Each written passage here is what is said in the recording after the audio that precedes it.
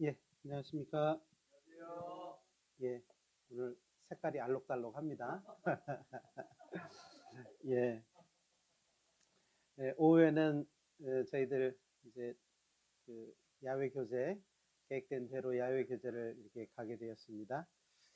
어, 아마 준비하시느라고 아침에 일찍 일어나신 것 같아요.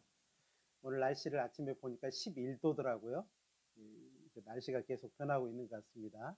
건강에 조심하시기 바랍니다. 예, 함께 기도드리겠습니다. 참 좋으신 우리 하나님 감사합니다. 죄와 허물로 마땅히 심판받았어야 되지만 주께서 우리를 사랑하시고 2000년 전에 이루어 주신 예수 그리스도의 그 십자가의 공로를 듣고 믿음으로 말미암아 소망을 얻게 하시고 남은 삶을 하나님의 자녀라 칭해 주시고 또 주님의 몸된 교회 안에 붙들어 인도해 주심을 감사드립니다. 오늘도 주님의 피로 구원받은 저희들 귀한 자리에 불러주셨고 또 함께하게 해주심을 감사드립니다. 우리의 생각도 다르고 또 마음도 다르지만 주께서 우리를 모아 주님의 피로 구원받고 또 한 소망을 가지고 나가게 하신 것, 그 모든 것이 우리에게 맡겨주신 이 복음, 지금도 알지 못해서 이뤄져가는 많은 사람들, 그 사람들을 위한 시간이라고 저희들 믿고 감사드립니다. 오늘도 말씀 앞에 나온 귀한 영혼들 은혜로 채워주시고 또 듣는 말씀을 통해서 우리의 처지를 알고 또 우리가 해야 될 일을 끝까지 주님 오시는 그날까지 이루어갈 수 있도록 도와주시기를 간절히 부탁드립니다. 또 6월 달에는 17일부터 대전도 집회가 계획되어 있습니다. 이번에도 귀한 영혼들 보내주시고 또 말씀을 전하는 자나 듣는 자에게 은혜를 더해 주셔서 오직 그 모든 시간이 하나님께 영광이 될 수 있도록 도와주시기를 부탁드립니다. 오늘도 이 자리에 함께 참석해야 되지만 참석하지 못한 사랑하는 형 자매님들 어느 곳에 있든지 은혜로 채워주시고 하나님의 선하심을 그 삶을 통해서 나타낼 수 있도록 도와주시고 좌로나 우로나 흔들리지 않고 소망을 가진 자로서의 삶을 살아갈 수 있도록 도와주시기를 부탁드립니다. 오늘 오후에는 또 야외 교제가 있습니다. 우리 주님 오가는 발걸음 안전하게 지켜주시고 기쁨으로 즐거움으로 저희들 잘 다녀올 수 있도록 인도해 주시기를 간절히 부탁드립니다. 모든 시간을 은혜로우신 주님의 손길에 의지합니다. 함께해 주시고 도와주옵소서. 언제나 우리를 사랑하시는 고마우신 예수님의 이름으로 감사하며 기도드렸습니다. 아멘. 예, 신명기 10장 말씀을 찾아보겠습니다. 신명기 10장입니다. 신명기 10장 17절부터 19절까지의 말씀입니다. 신명기 10장 17절부터 19절까지의 말씀입니다. 예, 사셨으면은 천천히 읽어 드리겠습니다. 너희의 하나님 여호와는 신의 신이시며 주의 주시요 크고 능하시며 두려우신 하나님이시라. 사람을 외모로 보지 아니하시며 뇌물을 받지 아니하시고 고아와 과부를 위하여 신원하시며 나그네를 사랑하사 그에게 식물과 의복을 주시나니 너희는 나그네를 사랑하라. 전에 너희도 애굽 땅에서 나그네 되었었음이니라. 네, 여기까지입니다. 오늘의 제목이 나그네를 사랑하라는 제목을 가지고 짧지만 말씀을 전해보려고 합니다. 이 나그네라고 하는 그 사전적 의미를 보면은요, 자기가 살던 고장을 떠나서 이제 다른 곳에서 아주 잠시, 아주 잠깐 머무르고 있는 그런 사람, 떠도는 사람이라고 할 수 있죠. 그런 사람이라고 할 수 있고 또 성경 사전에 보면은요, 이 나그네를 이제 여행 중에 있는 사람이라고 이렇게 말을 합니다. 그래서 여행 중에 있는 사람은 반드시 돌아갈 곳이 있지 않습니까?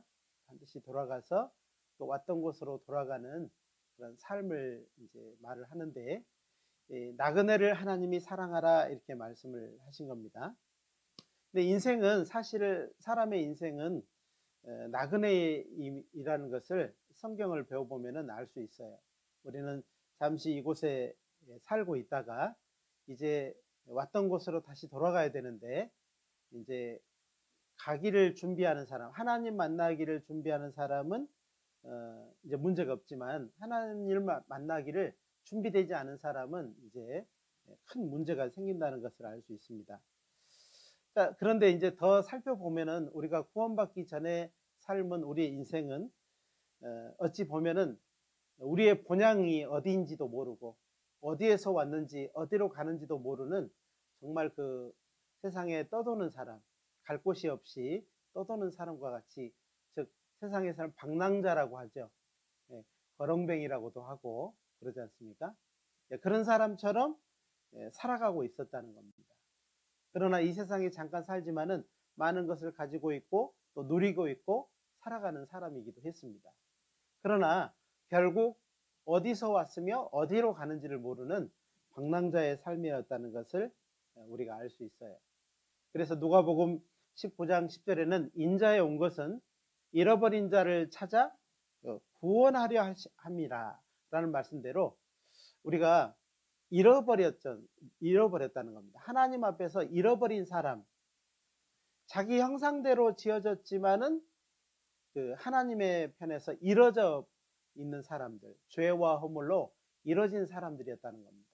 그래서 하나님은 사람으로 오셔서 그 이뤄진 사람을 구원하려 함이라는 말씀대로 찾으러 오셨다는 겁니다. 세상 노래에도요 그런 노래가 있습니다. 인생은 나그네 길 어디서 왔다가 어디로 가는가. 이 노래 끝까지 불러봐도요, 최희준의 하숙생인데 끝까지 불러봐도요 사실은 답은 없거든요. 인생이 벌거숭이다, 빈손으로 왔다 빈손으로 가게 되는 것이다.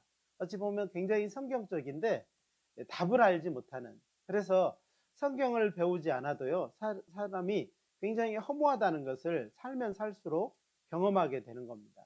그리고 외로움을 많이 타게 되고, 주변에 사람들이 많이 있는데요, 군중 속의 외로움이라고요. 사람은 그 군중 가운데 있지만은 외로워요. 외로워. 왜 그럴까? 그거는요, 마음의 허공을 채우지 못해서라고 어떤 철학자는 말을 했습니다. 성경은 그 마음의 허공, 뻥 뚫린 그 허공을 예수님의 그 보혈로 이제 체험을 받아야, 영원한 천국으로 체험을 받아야 소망을 가져야 진정한 행복, 그리고 그 감사함을 느낄 수 있다는 겁니다. 그래서 사실은 세상에 살아오면서 사실은 아마 깊이 생각해 본 사람은 많은 허무함을 느꼈을 거예요. 또 많이 살면 살수록 또 허무함을 많이 느꼈을 거라고 생각이 됩니다. 오늘 말씀처럼 우리는 성경을 통해서 신 중에 신, 그 다음에 주 중에 주, 많은 사람이 주인을 주라고 하는 것을 모시고 있고 신이라고 하는 걸 모시고 있지만은 우리는 만왕의 왕이신 하나님을 만나게 됐지 않습니까? 성경을 통해서 만나게 됐어요. 그리고 그분이 구약 성경을 통해서 하나님 나라를 증거해 주시고, 또 믿음으로 말미암아 이제 천국에 대한 소망을 얻으려 할 때 죄와 허물로 우리가 죽어 있었다는 사실을 이제 알게 된 겁니다. 죄와 허물로 죽어 있던 우리가 우리를 살리시고자 하나님이 사람으로 오셨는데, 그분이 예수님이신데 예수님이 십자가 위에서 우리를 대신하여서 피 흘리시고 대신 고통받으시고 돌아가시고, 그리고 죄의 삭은 사망이라고 하는 그 모든 값을 갚아주시고, 우리를 믿음으로, 우리가 그 사실을 믿고 의지함으로 우리를 의롭다 하셨습니다. 그렇죠. 그래서 이제 우리를 영원한 천국에 들어갈 사람으로 인정해 주시고 우리의 방랑자의 삶을 이제 바꿔주셨어요. 완전히 바꿔주셨어요. 예. 그래서 이제 하나님은 정말 불의가 없으시잖아요. 성경을 배워보면은요, 불의가 없어요. 잠시 잠깐 우리가 이건 너무 불의한데라는 생각도 있지만 성경을 배워보고 많은 걸 깨닫고 나면은요, 하나님이 나를 위해서 하신 일이라는 것을 알게 되고 하나님은 불의가 없다는 것을 알게 돼요. 그리고 그 하나님이 우리를 위해서 해주신 그 모든 일이 참으로 아름다운 일이라는 것을 알게 된다는 겁니다. 그 하나님께서 우리를 구원해 주신 하나님께서 이제 우리에게 부탁하신 것이 있어요. 이스라엘 민족의 삶이 어찌 보면은요 완전한 나그네의 삶이었거든요. 그래서 오늘 말씀에도 보니까는 너희는 나그네를 사랑하라. 전에 너희도 애굽 땅에서 나그네 되었었음이니라 라고 말씀을 하시는 것은 이제 수많은 세상의 방랑자들, 갈 곳을 알지 못하는 수많은 방랑자들에게 이제 갈 곳을 찾은 우리가 어떠한 삶을 살아야 될 것인지, 그들을 향해서 어떠한 마음을 가져야 될 것인지에 대해서 오늘 말씀을 하는 겁니다.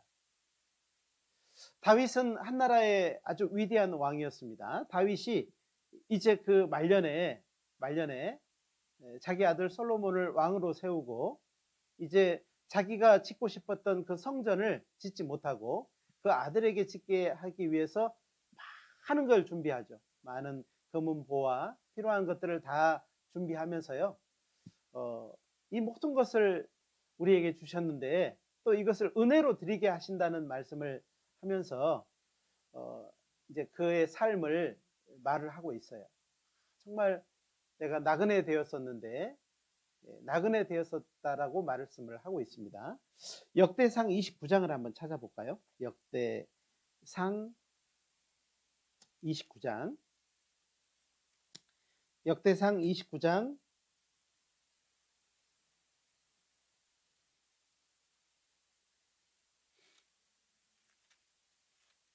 역대상 29장 15절 말씀입니다. 역대상 29장 15절입니다. 찾으셨으면 제가 천천히 읽어드리겠습니다. 주 앞에서는 우리가 우리 열조와 다름이 없이 나그네와 우고하는 자라. 세상에 있는 날이 그림자 같아서 머무름이 없나이다.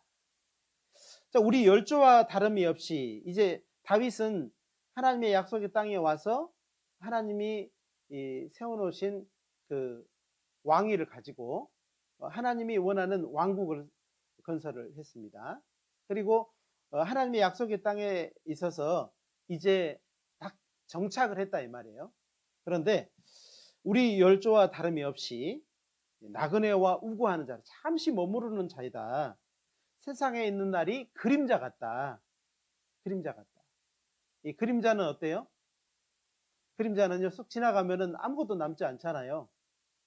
그런 것처럼 머무름이 없다라고 말씀을 하는 겁니다. 지금은요 이것도 하고 저것도 하고 많은 걸 우리가 할 수 있을 것 같아서 하고 있기도 하고 하기를 원하기도 합니다.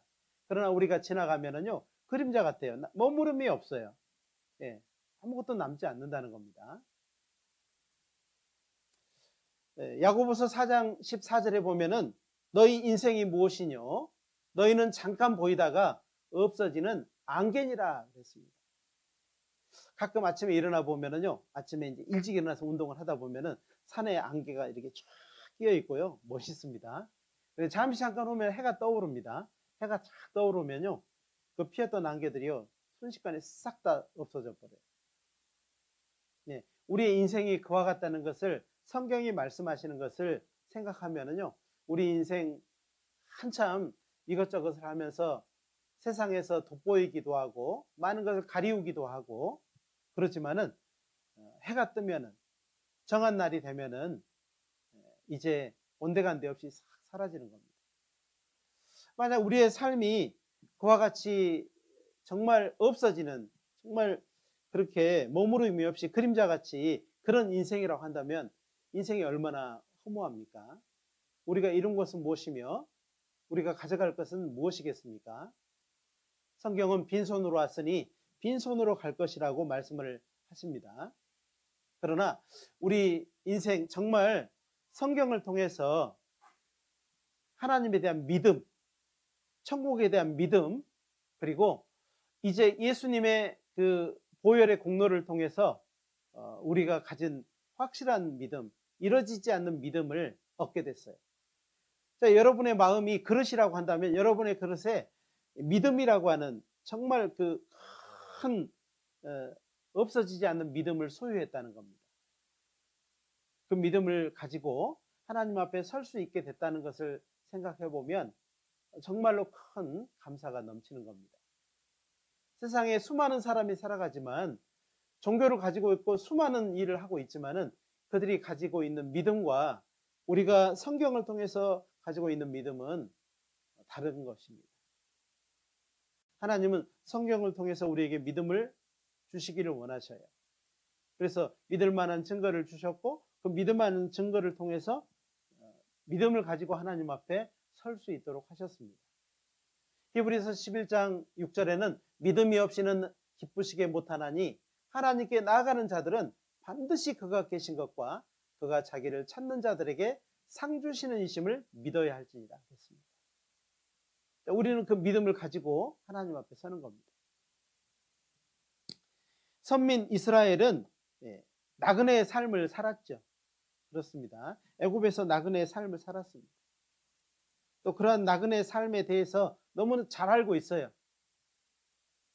자, 우리가 먼저 경험한 것을 잠시 잠깐 하면 또 잊어버리는데요. 그 잊어버리는 것에 대해서 하나님이 경고하시는 거예요. 잊어버리지 말라는 경고를 하고 있는 겁니다. 출애굽기 23장 9절에는 너는 이방 나그네를 압제하지 말라. 유대인들의 마음에는요, 선민 의식이 아주 강하게 있었어요. 이제 구원받은 사람도 약간 선민 의식 비슷한 게 있습니다. 한번 솔직히 한번 이야기해봐요. 솔직히 나는 구원을 받았습니다. 아직 가족들은 구원받지 않았어요. 구원받지 않은 행동과 말을 합니다. 그러면 어떤 마음이 들어요? 무시하는 마음도 들고 정말 이해가 안 되는 마음도 듭니다.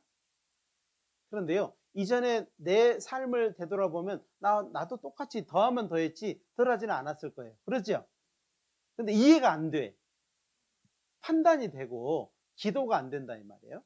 그러면은 오늘 이 말씀을 통해서 생각을 해보라는 겁니다. 너는 이방 나그네를 압제하지 말라. 너희가 애굽 땅에서 나그네 되었었은즉 나그네의 정경을 아느니라.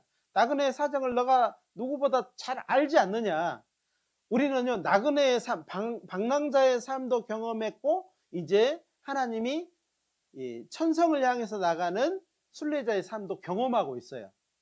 근데요, 아직 구원받지 않은 사람은요, 지금도 방랑자의 삶을 잘 살고 있어요. 근데 뭐는 모르고 있어요? 순례자의 삶을 모르고 있기 때문에 그러는 겁니다. 우리는 두 가지를 알고 있잖아요. 이전의 삶을 알고 있잖아요. 근데 이 모든 정경, 모든 사정을 다 알면서요, 이해를 못하면 사실은 하나님 앞에 합당하지 않다. 우리 말에도 그런 말 있잖아요. 올챙이 시절 모른다고 그러잖아요. 개구리가 올챙이 시절이 있었거든요. 개구리가 펄쩍펄쩍 뛰어다니고 이 연못에서 저 연못을 뛰어다니고 그런다고 해서 그가 올챙이절이 없었냐 이 말이에요. 있었다는 겁니다.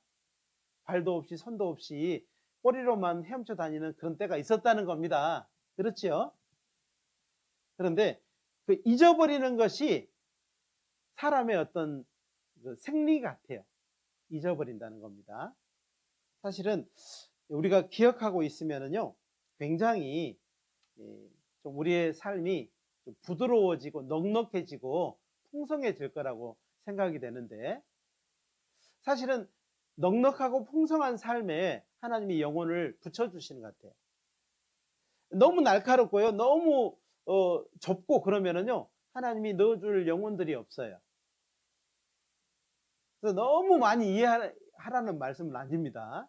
그들과 같이 술 한 잔도 나누고 그들과 똑같이 살라는 말은 아닙니다. 그들 앞에 변화된 삶으로 구별돼서 살지만은 그들의 삶을 이해 좀 해달라는 거예요. 이전에 왜 저러는지, 왜 저런 말을 하는지 이해를 좀 해달라는 겁니다. 예, 모세도 사실은 그 유명한 그 이스라엘 민족의 영웅이었던 모세도요, 나그네 삶이었잖아요. 나그네의 인도자였거든요. 그렇죠? 사도 바울도 그렇게 설교를 하고 있어요. 우리 조상들 모세도 다 나그네였었다. 나그네의 삶을 살았었다. 자, 우리도 정말 나그네의 삶을 살다가 우리 예수 그리스도를 만나서 이제 본향을 향해서 나가는 이제 순례자가 되었다. 이렇게 말을 하면서 사실은 그 나그네들, 아직 구원받지 않은 사람들에 대한 우리의 이해심, 포용력, 그리고 그들에게 대한 우리의 마음을 요구하고 있다는 겁니다. 전도를 해보면은요, 사실은 막 사람의 마음이 굉장히 꼬부라져 있어서 그 마음을 이해하기란 굉장히 어려울 수도 있어요. 그렇지만은 이해하려고 들어서면 이해 못하는 인생이 없다는 것도 알게 된다는 겁니다. 히브리서 11장을 한번 찾아보겠습니다. 히브리서 11장입니다. 히브리서 11장입니다. 히브리서 11장 13절을 보겠습니다. 히브리서 11장은 믿음장이라고 하죠. 믿음의 우리의 선배들, 믿음의 계보, 이렇게 말을 하죠. 11장 13절입니다. 찾으셨으면 같이 한번 읽어보겠습니다. 이 사람들은 다 믿음을 따라 죽었으며 약속을 받지 못하였으되 그것들을 멀리서 보고 환영하며 또 땅에서는 외국인과 나그네로라 증거하였으니. 그것들을 멀리서 보고 환영했대요. 그것들이 뭘까요? 그것들이 뭘까요? 예? 그 사람들이 믿음을 따라 죽었고 약속을 받지 못했는데 그것들을 멀리서 보고 환영했다는 겁니다. 그 뭘까요? 자, 우리 이제 예수님 이후에 구원받은 우리가요, 이제 그 믿음을 가지고 소망을 품고 이방인들이 막 소망을 품고 막 나가는, 그 소망이죠. 어찌 보면은요, 소망은 하나예요. 우리의 소망은 하나지만은 믿는 조건이나 과정들이 다 다르기 때문에 그것들이라고 표현했을 수도 있어요. 그러나 하나입니다. 그것들을 멀리서 보고, 야, 참 잘됐다. 야, 너도 가졌구나. 너도 그 소망을 가졌네. 얼마나 좋으냐. 또 땅에서는 외국인과 나그네로라 증거하였으니. 그래, 그 소망을 가지고 이제 이 땅에서 살지만은 너희들은 이제 외국인이 되었구나. 예. 왜 우리는 외국인일까요? 우리의 본향이요, 천국에 있기 때문에 그래요. 시민권이 어디 시민권을 가지고 있어요? 천국 시민권을 가지고 있어요. 이중 국적자라고 하죠. 대한민국 국적하고 천국 국적을 같이 갖고 있어요. 그래서 우리는 한편으로는 외국인입니다. 이 세상에 우리가 살아가지만은 이 땅에 소망이 없어요. 왜요? 천국에 소망이 있거든요. 그러니까는 나그네로라, 여기서 나그네는요, 순례자라는 겁니다. 순례자. 자, 우리는 그 사실을 좀 알고 우리를 정말 부러워했던 사람들이 있어요. 과거에 이 예수님 이전에 사람들이 있었다 이 말이에요. 멀리서 보고 약속을 가지고 살아갔던 사람도 있어요. 우리는 실제를 믿고 소망을 품고 살아가고 있어요. 그들은 우리를 얼마나 부러워했을까요? 진짜 부러워했겠죠. 멀리서 보고 좀 부러워했을 겁니다. 근데 우리는요, 이제 정말 구원받지 않은 사람들에게 어떤 마음을 먹고 가야 될 것인지를 생각해 보라는 겁니다. 세상 사람들은 즐거워합니다. 많은 것을 누리면서 즐거워합니다. 그러나 그 결국을 우리는 압니다. 우리는 여러 가지 일을 하면서 힘들기도 하고 너무나도 팍팍한 삶을 살아가면서 어려워하기도 합니다. 그러나 우리 중심에는 뭐가 있어요? 소망이 있어요. 그러니까 그들의 즐거움과 우리의 넉넉지 못한 삶을 비교해 보면은요, 차이가 있지만 결국을 생각해 보면 우리는 너무나도 정말 감사한 삶이라고 할 수 있습니다. 자, 이스라엘 백성은 이런 같은 처지를 돌아보지 않았어요. 하나님이 이스라엘 백성을 악하게 보신 것은요, 그들의 나그네의 정경을 다 알면서도, 나그네의 그 고단함과 그 외로움과 허무함을 다 알면서도 그들을 되돌아보지 않았다는 겁니다. 선민 의식 때문에 이방인들을요, 압제하고 죽이고 업신여기고 그랬다는 겁니다. 우리의 삶에도 교훈을 받아봤으면 좋겠습니다. 에스겔 22장을 한번 찾아보겠습니다. 에스겔서 22장입니다. 에스겔서는 누가 기록했을까요? 에스겔이 애써가지고 기록한 겁니다.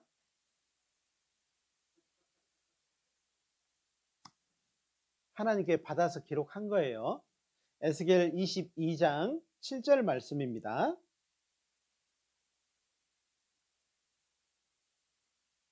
6절부터 7절까지의 말씀입니다. 이스라엘 모든 방백은 각기 권세대로 피를 흘리려고 내 가운데 있었도다. 7절 같이 읽겠습니다. 그들이 내 가운데서 부모를 업신여겼으며 내 가운데서 나그네를 학대하였으며 내 가운데서 고아와 과부를 해하였도다. 자, 여기 보니까는요, 그들의 죄악, 이스라엘 민족의 죄악, 하나님 앞에서의 그들의 죄악, 선민 이스라엘 민족이 죄악을 범했는데 그들의 근본을 무시했다는 겁니다. 여기서 부모를 업신여겼다 이 말은요, 사람이 가장 큰 죄가 무슨 죄예요? 사람이 사람에게 짓는 죄 중에 가장 큰 죄가 뭐예요? 부모를 공경하지 않는 죄죠. 부모를 업신여겼다 이 말은 자기의 근본을 무시하는 겁니다. 사람이 자기 근본을 무시해버리면요, 가장 큰 죄를 짓는 겁니다. 사람이 죄 중에 가장 큰 죄가 무슨 죄냐면 하나님을 알지 못하고 섬기지 못하는 것이 가장 큰 죄예요. 이 세상에서 사람에게 가장 큰 죄는 부모를 업신여기는 죄가 크듯이 영혼을 가지고 있는 사람이 가장 큰 죄는 하나님을 알지 못하는 겁니다. 그리고 내 가운데서 나그네를 학대하였으며, 나그네의 모든 사정을 다 알면서요, 나그네를 일부러 학대하는 겁니다. 일부러. 다 알면서 학대하는 것이 얼마나 괴로운 줄 아셔요? 다 알아. 내가 너만큼 다 살아봤어. 그러니까 너도 고생해봐. 이게 얼마나 힘들어요. 군대 갔다 온 남자들은요, 이런 말 합니다. 자기도 쫄병 시절에 너무 고생을 많이 했습니다. 핍박을 많이 받았어요.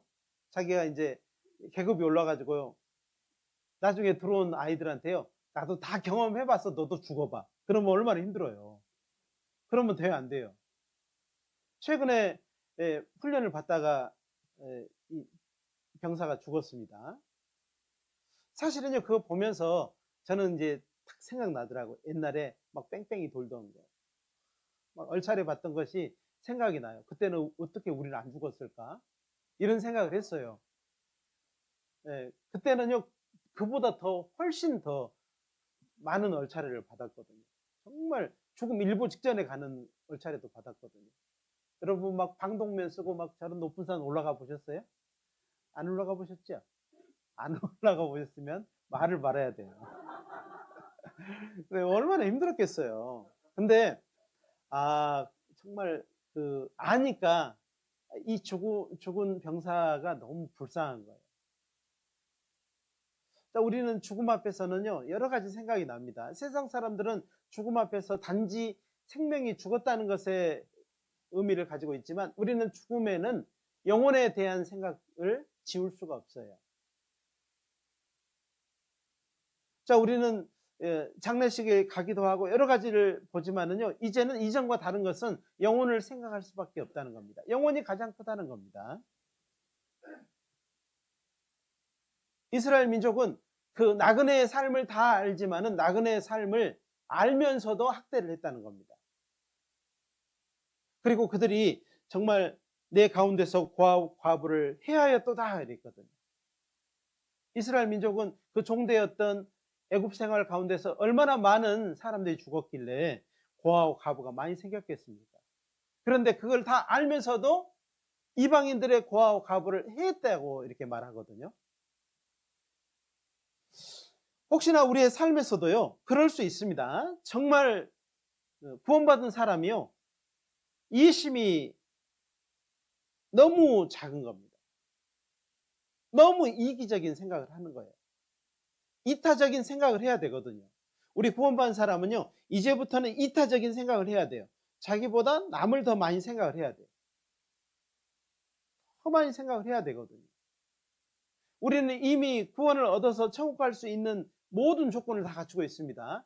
그러나 그 사람들은요, 아무것도 모르고 지금 지옥불에 끌려가고 있지 않습니까?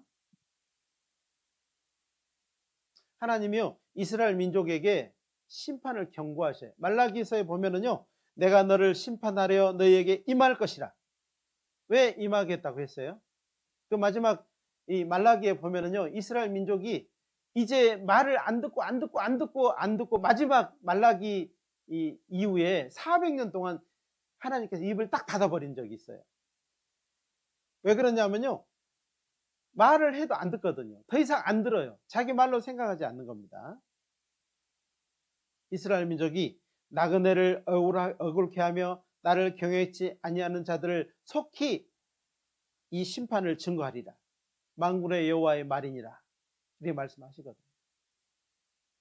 왜 나그네를 억울케 하며 나를 경외치 아니하는 자들에게 이런 말씀을 하셨을까요?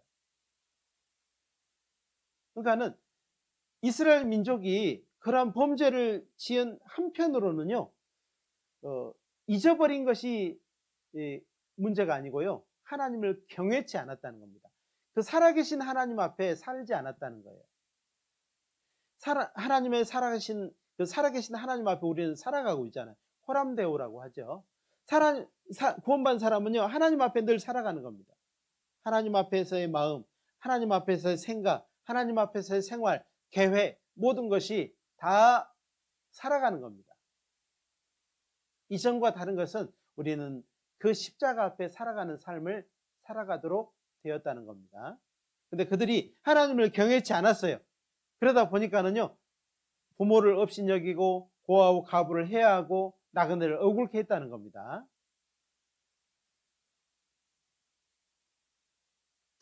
예수님은 우리에게요, 그런 나그네의 모습으로 오셨어요. 아주 정말 연약한 모습으로 오셨습니다. 그리고 말씀을 하셨어요. 그 연약한 자들, 아주 소자들 중에 내가 그들 중에 있느니라 라고 말씀을 하신 것은 그들의 모습으로 오셨고 인생에게 찾아오셨다는 겁니다. 근데 우리가요, 그들을 이해하지 못하는 것은 때때로 예수님을 만나고도 예수님을 알아보지 못하는 이스라엘 민족처럼 그렇게 될 수도 있다는 겁니다. 나그네의 특징이 뭡니까? 줄이고 목마르고 헐벗고 병들고 옥에 갇히고. 이 세상에서 아주 연약한 자들의 모습이잖아요. 사람은 나보다 연약하면은요, 좀 아래로 보는 경향이 있는데 우리 구원받은 사람은 불쌍히 여겨야 됩니다. 그들의 영혼을 볼 줄 알아야 되고 그들의 영혼을 귀하게 여길 줄 알아야 된다는 겁니다. 보석이 조개 속에 있다고 해서 어때요? 더러운 조개 속에 있습니다. 꺼내야 보석입니까? 조개 속에 있어도 보석이거든요. 우리는 그 연약한 자들을 보면서 정말 귀한 영혼을 가지고 있구나 라고 볼 줄 알아야 된다는 겁니다. 사도들도, 이 세상에 왔던 그 사도들도 어땠습니까? 정말 그 나그네처럼 그렇게 살았잖아요. 예, 줄이고 목마르고 헐벗고 매를 맞고 또 병들고 옥에 갇히기도 하고 예수님 이름 때문에 그런 삶을 살았지 않습니까? 우리도요, 복음과 함께 고난을 받으라고 말씀하신 것은 그러한 삶에 대해서 말씀을 하고 있는 겁니다. 그리고 정말 우리에게 이 나그네를 사랑하라 했던 그 말씀대로 정말 세상에 아직 방랑하고 있는 많은 사람들을 볼 때 우리의 마음이 어떠한지를 생각을 하라는 겁니다. 집회가 다가오면은요, 어찌 보면은 저는 집회를 멀리서 보고 멀리서 준비하기를 바라는 마음이 있어요. 너무 가까이서 준비하면은요, 하다 말고 이런 것이 반복될 수 있거든요. 근데 저는 그렇게 되기를 원치 않고요. 멀리서 보고 멀리서 준비하고 꿋꿋이 준비해서 하시기를 바래요. 그래서 오늘 말씀을 통해서 정말로 그들을 불쌍히 여기는 마음을 갖는 것, 더 나아가서는 그 나그네를 사랑할 수 있다면은 가장 큰 좋은 조건이 될 수 있다는 겁니다. 우리가 누군가를 이해한다는 것은요, 조건이 돼야 되거든요. 그렇죠? 누가 서지도 못하고 걷지도 못하고 앉아서요, 이게 구걸을 하고 있다면은요, 그걸 보면서 어느 정도 이해할 수 있는 마음, 그거 똑같이 할 수는 없지만 이해할 수 있는 마음, 더 나아가서는 그 속에 있는 영혼을 볼 수 있다면 굉장히 좋을 거라고 생각이 됩니다. 성도는 나그네입니다. 그리고 순례자예요. 여기서 나그네라고 하는 것은 본향이 없는 사람이 아니고요, 방랑자가 아니고 이제 고향이 있는, 돌아갈 고향이 있고 돌아갈 집이 있는 그런 순례자라고 할 수 있는 겁니다. 이사야 35장을 한번 찾아보겠습니다. 이사야 35장입니다.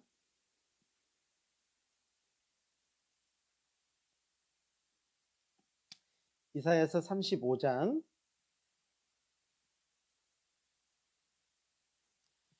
8절입니다. 같이 읽겠습니다. 거기 대로가 있어 그 길을 거룩한 길이라 일컫는 바 되리니 깨끗이 못한 자는 지나지 못하겠고 오직 구속함을 입은 자들을 위하여 있게 된 것이라. 우매한 행위는 그 길을 범치 못할 것이며. 자, 우리는 우매한 행위 아니잖아요. 방랑자가 아니고요, 우리는 순례자예요. 그래서 이 길을 걷고 있는 겁니다. 우리가 걷고 있는 길, 이 길은 아주 특별한 길이고 은혜의 길이고 천국 가는 길입니다.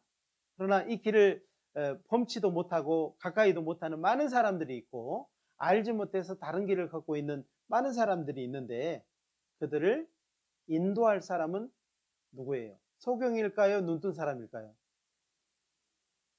눈뜬 사람이요.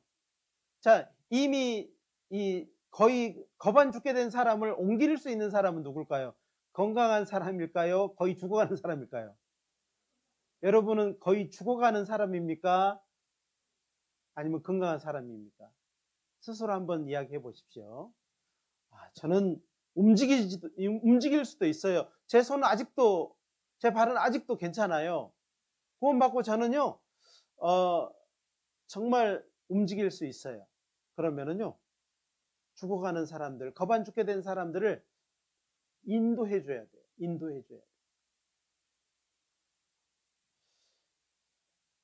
베드로전서 1장 1절 2절에 보면 예수 그리스도의 사도 베드로는 본도 갈라디아, 갑바도기아 아시아와 비두니아에 흩어져 있는 나그네들에게 보낸 편지를 했잖아요.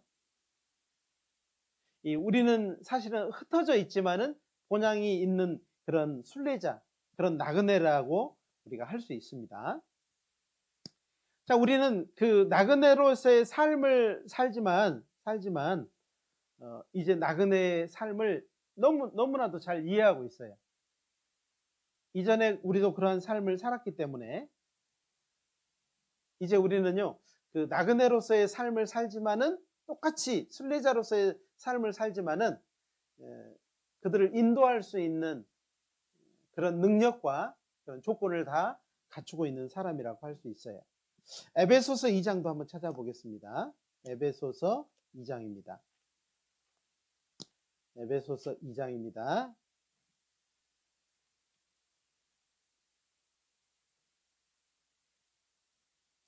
2장 19절입니다. 에베소서 2장 19절 같이 읽겠습니다. 그러므로 이제부터 너희가 외인도 아니요 손도 아니요 오직 성도들과 동일한 시민이요 하나님의 권속이라. 그렇죠. 그러나 겉모습은 그 세상 사람과 똑같이 생겼다고 해서 외인처럼 살면 안 되잖아요. 예.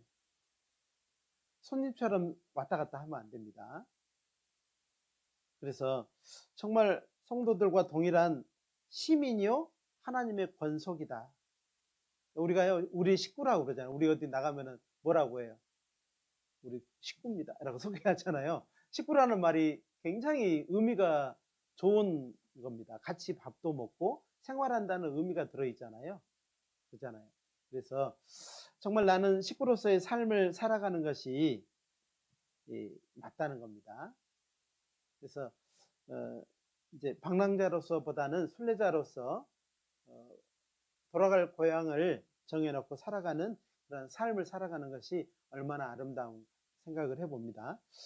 야곱이라고 하는 사람은 147세를 살았어요. 야곱 아시죠? 야곱. 아들을 한다스 난.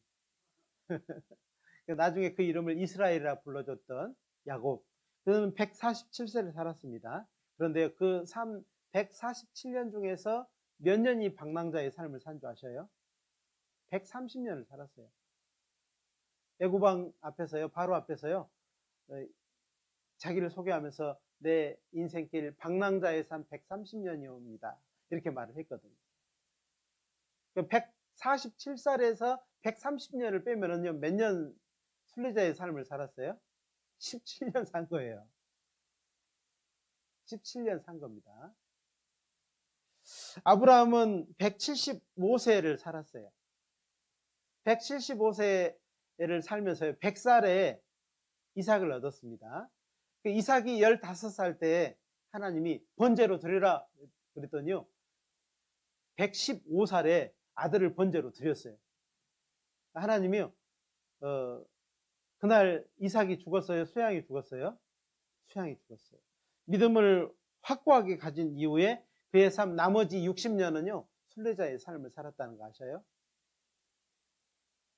여러분은 방랑자의 삶이 몇 년입니까? 저는요 35세 구원을 받아서 35년의 방랑자의 삶이 있었고요, 올해까지 해보니까는요 23년 동안의 순례자의 삶을 살았습니다.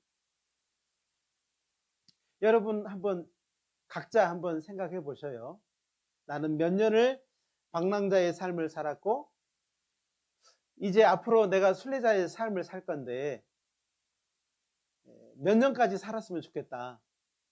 저는요 사실 내가 살아온 만큼 살아보고 싶어요. 35년 동안 방랑자의 삶을 살았으니까 35년 동안 순례자의 삶을 살고는 싶어요. 그러나 하나님이 허락해 주셔야 되잖아요. 여러분도 한번 생각을 한번 각자 해보았으면 좋겠다 생각이 들어서 이런 말씀을 드려봤습니다.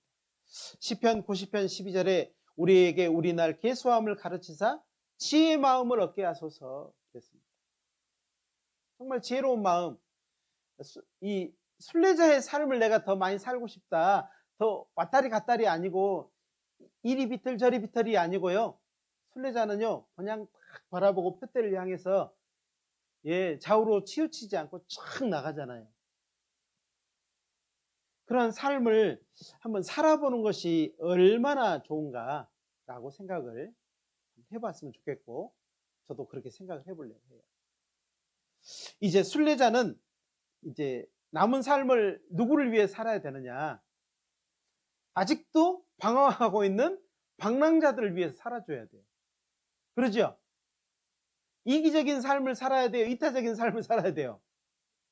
이타적인, 다른 사람을 위해 살아줘야 돼요. 그렇죠. 우리가요, 우리 날 계수함을 가르치사 정말 이제 순례자의 삶을 살아갈 때요, 순례자는요, 방랑자 보면은요, 불쌍히 여겨요. 저 사람도 내가 가는 천국에 데려가고 싶다, 이런 마음이 생기지 않을까요?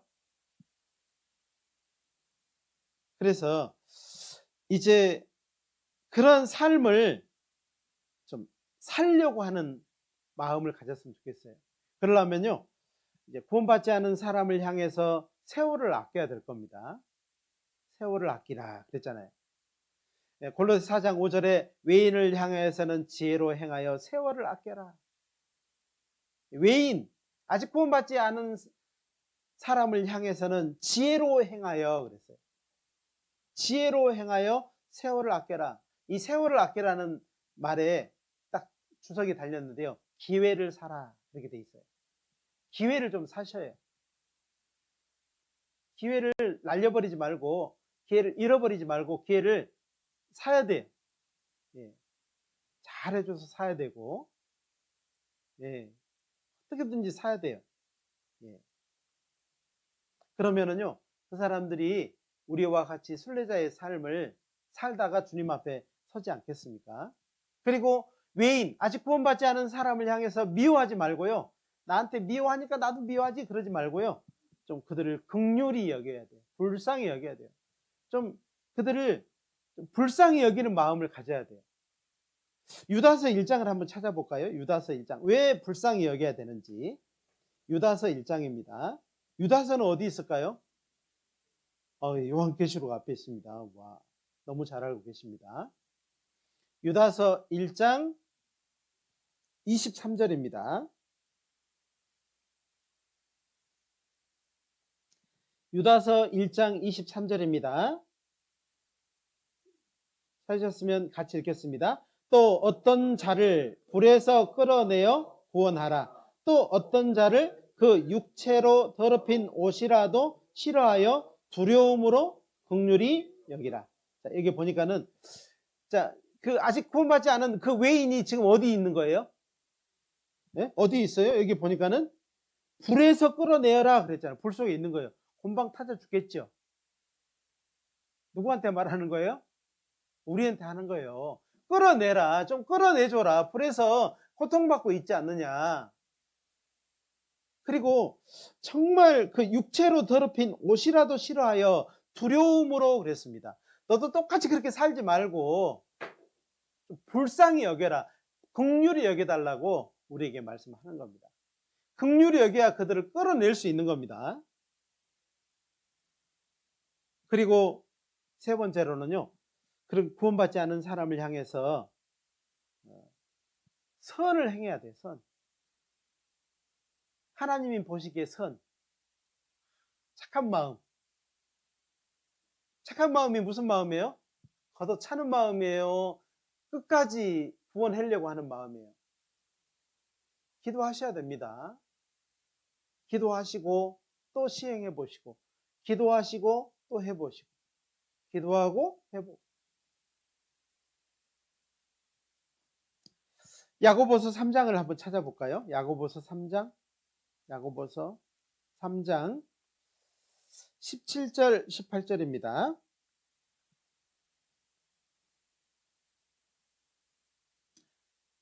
야고보서 3장 17절 18절입니다. 오직 위로부터 난 지혜는 첫째 성결하고, 다음에 화평하고 관용하고 양순하며 긍휼과 선한 열매가 가득하고 편벽과 거짓이 없나니. 18절 같이 읽겠습니다. 화평케 하는 자들은 화평으로 심어 의의 열매를 거두느니라. 약속이죠. 18절은 약속이잖아요. 여러분은 정말 화평케 하는 사람들입니다. 화평케 하는 대사예요. 대사가 나가가지고요. 그 나라에 가가지고 막 깽판 치고, 막 할지 못할 다 해버리면요. 어떻게 돼요?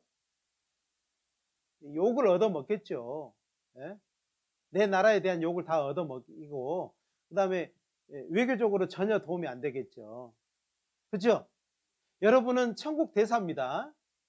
여러분 천국 대사예요. 파견돼 있다 이 말이에요. 각 가정에 남편에게 자녀에게 다 파견돼 있는데요. 파견돼 있는 이 대사가요. 깽판 쳐버리는 겁니다. 그럼 돼요? 안 돼요? 안 되겠죠? 어떻게 해야 돼요? 좀 대사로서 고개도 숙이고 좀 나라를 생각하고요. 내 속한 나라 천국에 대해서 생각하시고, 힘들어도요 고개 좀 숙이고, 좀 섬겨주고 선을 행하고 선한 열매를 좀 맺어 주셔야 돼요. 오직 위로부터 난 지혜는 첫 번째 미워하고, 두 번째 약 올리고, 세 번째 밥 안 주고. 예? 이렇게 돼 있어요. 어떻게 돼 있어요? 예? 위로부터 난 지혜는 첫째 성결하고, 먼저 참 마음과 생각이 깨끗해야 돼요. 다음에 화평하고, 관용하고, 양순하며. 관용이 뭐예요? 넓은 마음을, 태평양처럼 넓은 마음. 태평양은요, 온갖 세상 오물을 다 받아들여도 어때요? 다 소화해버리잖아요. 그죠? 양순하며, 이 양순한다는 말이 뭔 말이에요? 좀 순해야 돼요. 그냥 까칠 그 자체와 이 까치복도 아니고, 네? 양순하며 긍휼과 선한 열매가 가득하고 편백과 거짓이 없어야 돼요. 화평케 하는 자는 화평으로 심어 의의 열매를 거두느니라. 반드시 그런 사람을 만난 사람은요, 구원받을 겁니다. 이것을 좀 잘하는 우리 정성교회 형제자매님들, 그래서 나그네 보면은요, 불쌍히 여겨주시고, 저 사람도 말씀 들려주고 싶다, 저 사람도 정말 구원받게 해주고 싶다, 더러운 옷을 입고 있지만은요, 붙들고요 복음 전해줘야 되고, 그런 마음을 우리 형제자매들 다 복음에 대해서 다 알고 있잖아요. 말을 해주세요. 아끼지 말고. 예수님이 당신을 위해서 죽었습니다. 당신이 죽어야 될 자리에 대신 죽었어요. 예수님 당신을 사랑합니다. 얼마나 사랑한지 아셔요. 십자가에 죽기까지 사랑하셨답니다. 이런 말을 왜 못 해주셔요? 꼭 이 말은 말씀 듣고 난 다음에 들어야 됩니까? 한번 물어보시게. 네? 꼭 말씀을 1일차부터 5일차까지 들어야만이 예수님의 그 말을 꼭 들려줘야 되는 겁니까? 그렇지 않습니다. 말해줘야 돼요. 말을 먼저 해주셔요. 나중에 그분이요, 성경 들으면서요, 아, 하나님이 살아계시구나, 성경이 사실이구나, 그 하나님이 나를 이렇게 사랑하셨구나, 이렇게 역으로 깨달을 수도 있는 겁니다. 아셨죠? 그래서 우리 정성교회 형제자매들은요, 다 기술자들이에요. 기술자들. 뭐라고요? 따라서 해보겠습니다. 나는 기술자다. 그리고요, 우리 정성교회 형제자매님들은요, 불이요, 불. 불을 어디다 붙이면은 불이 붙어야 되죠. 이렇게 불이 확 붙는 겁니다. 한번 불이 탁 붙어야 돼. 얼음이요, 불이요? 자, 우리 또 따라서 해보겠습니다. 나는 불이다. 얼음이면 안 됩니다. 얼음이면 꽁꽁 얼어 막. 만나면 얼어져. 꽁꽁 얼어 막. 이러면 안 됩니다. 꽁꽁 얼어도요, 불을 만나면 다 녹아버리잖아요. 그죠? 한번 해보실까요? 오늘 나가서 이제 운동장에 뛸 텐데요. 오늘 한번 다 확인 한번 해보겠습니다. 아셨죠? 네, 기도하고 마치겠습니다. 자비로우신 우리 하나님 감사합니다. 연약한 저희들, 알지 못하던 저희들, 미련하고 어리석어서 하나님 앞에 죄인으로 살아가면서 하나님의 마음을 너무나도 아프게 했던 저희들, 이제 예수 그리스도의 그 보혈을 믿음으로 말미암아 철이 들었습니다. 이제 철든 자녀가 살아가야 될 마음에 대해서 오늘 듣게 되었습니다. 주님, 우리를 더욱더 일깨워 주십시오. 우리를 더욱더 깨닫게 해 주십시오. 우리를 더욱더 주님의 십자가를 바라보고 정말 마음이 따뜻하게 해 주십시오. 얼어져 있는 우리 형제 자매님들의 마음을 따뜻하게 볼붙게 해 주시기를 부탁드립니다. 그래서 우리를 만나는 모든 사람이 정말 따뜻해지고 하나님을 알고 예수님의 사랑을 받을 수 있도록 도와주십시오. 우리의 변화가 이제 우리를 만나는 모든 사람들에게 생명이 되고 기회가 될 수 있도록 도와주시기를 부탁드립니다. 우리의 어리석음이 그들을 멸망길로 인도하는 그런 지름길이 되지 않도록 도와주십시오. 우리를 더욱더 변화시켜 주시고 더욱더 하나님의 자녀로서 합당하게 살아갈 수 있도록 우리를 먼저 인도해 주시기를 부탁드립니다. 오후에 있는 모든 일정 가운데도 우리 주님 함께해 주시고 정말 우리가 하나임을 더욱 깨닫고 우리가 그들에게 정말 소중한 정말 그 기회가 된다는 것을 기억하고 살아갈 수 있도록 도와주시기를 부탁드립니다. 모든 시간 은혜로우신 주님의 손길에 의지합니다. 함께해 주시고 도와주옵소서. 언제나 우리를 사랑하시는 고마우신 예수님의 이름으로 감사하며 기도드렸습니다. 아멘.